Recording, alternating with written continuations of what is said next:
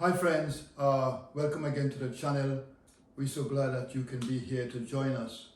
Today we're going to talk about how I started a clothing line with none of my own money and how that clothing line prospered.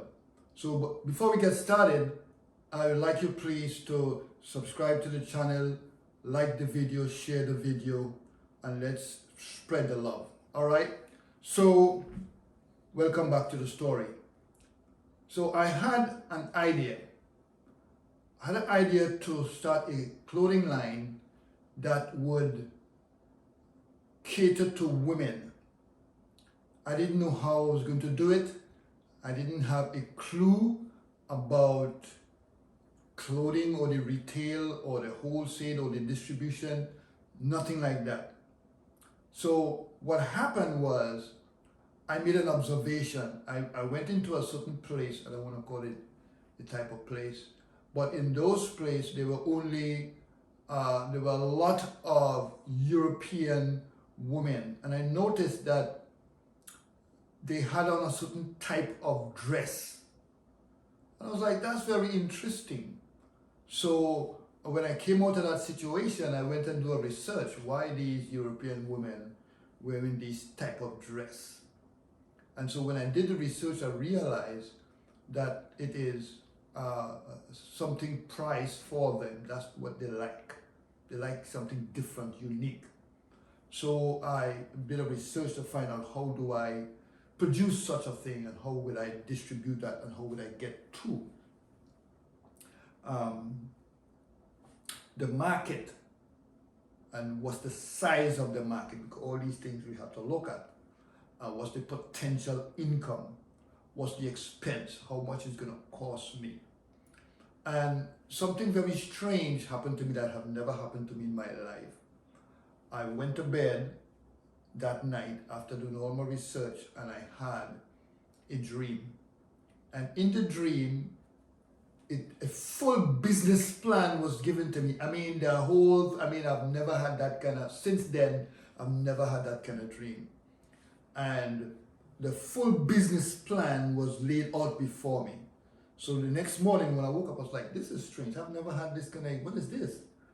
So I put it down on paper, put the business plan, exactly what I saw, put everything down on paper. And I went to a friend of mine. He was a business person, and I told him the plan. I didn't tell him anything about the dream. I just told him, look, this is the business plan. This is what I have. What do you think? He said, I want to get into this deal. I said, oh, so it's marketable. He said, yes, this will work. So he said, let me talk to my wife. And so he did. He went and talked to his wife. And I really didn't hear from him for a while. And then his wife came to my office and she was beginning to tell me about the conversation she and her husband had about the business plan I have to start this business, this clothing line.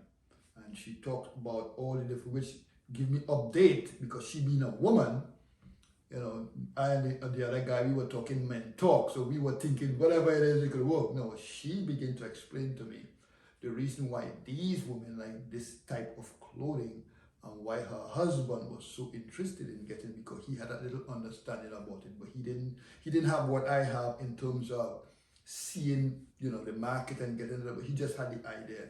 So when I came up with it, it was clicking to him. So he jumped straight into it. And the woman and the man who were my friends, they bankrolled the whole thing. The whole thing. So what we did as a team, if we wanted to reach these type of women, there was a certain place that we had to have our outlet. And that was very, very expensive to be in that outlet to attract these type of clients who would come and purchase this type of clothes. And so I negotiated again and negotiated for a nice space, and I got a good price for it. And so what we started to do now was, well, I kind of running ahead of myself, But anyway, we sourced the material, and we realized what was funny is that we realized after the fact, that was which was on me. I didn't look at that before, which is bad on me. But nevertheless, we made some mistakes. So the mistake I made was we did everything. We didn't realize that the material, the source material, was not from local. So when we finally investigated, we realized, oh my God, the material is not local. How are we going to get a special type of material that these women like? So I was like, how are we going to get this material? It's going to be expensive to bring this down from overseas. But anyway, we did it. And the first, at the launch, man, we had these European women coming and they were buying like crazy. So we realized that we could use these women as leverage because they're from Europe actually. They're from Great Britain specifically. So we can use them to, that was our distribution channel. We did a cheap distribution channel through using these women, giving them incentive and causing these women, it was very funny, these women were traveling from Europe to come to our local place to buy our product and to ship it back and forth. So we had a good business going on. And that was the business plan. That's what we did. So thank my business partner because he had the insight at the time. Everything worked together because I had the plan and the desire, and I have everything. And then I connected to a partner who that was his desire. He wanted that, but he didn't know how to get it. So two minds meet who wanted the same thing. So this is what I'm saying about our two greatest resource as business owners.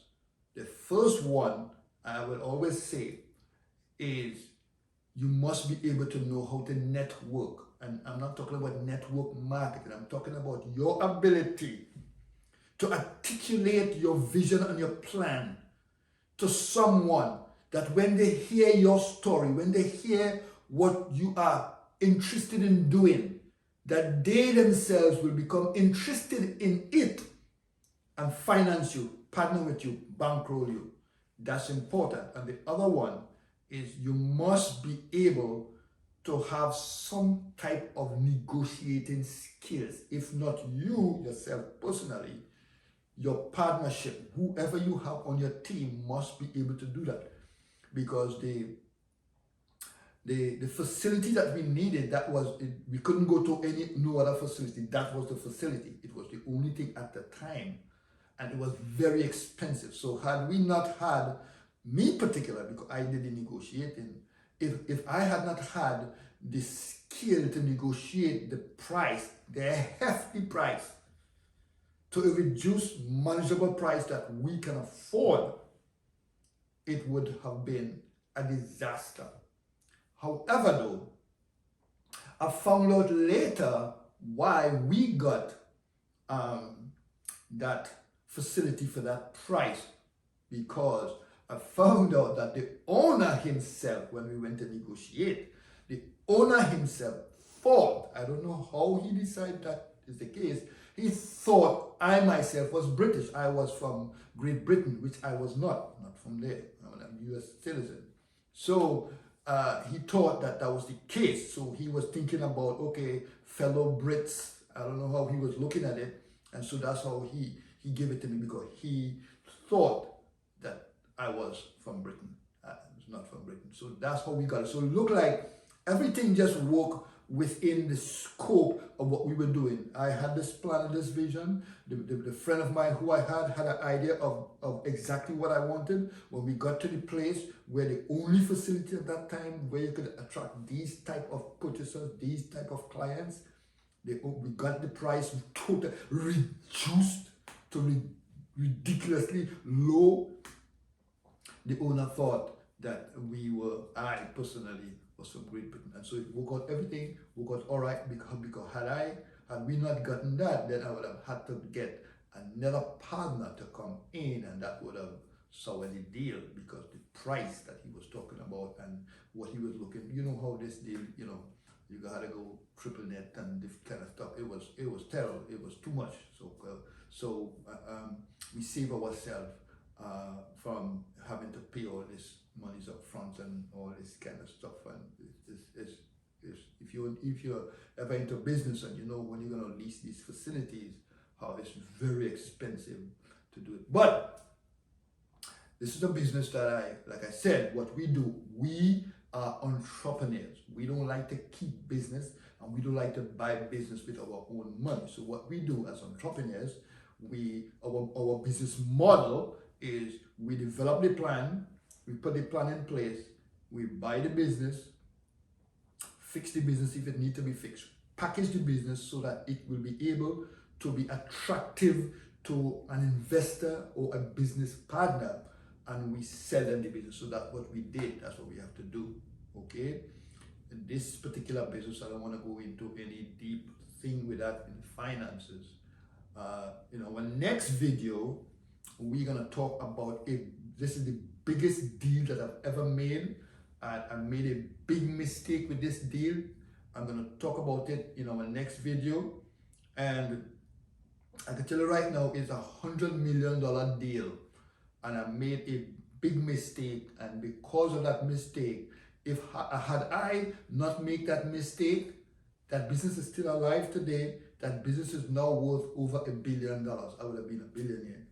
I'm going to tell you how I made the mistake. I'll tell you what happened, how I got the business, and how it was easy for me to buy the business, but I did not buy the business. That's the mistake I made.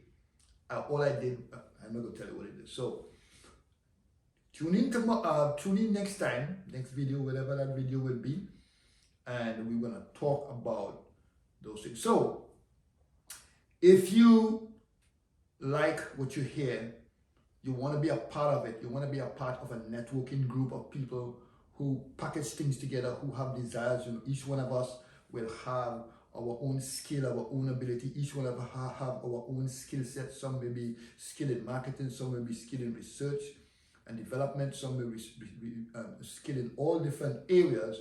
We're going to put this team together because that's what we're doing, and we're going to launch it out into a great network whereby we can attract people, because I had a network before and I closed it down because I had some other pressing engagement that I had to do. It was too pressing, so I left it. So now I'm restarting my network so that I can bring people together on board who can scale up much more than we started there.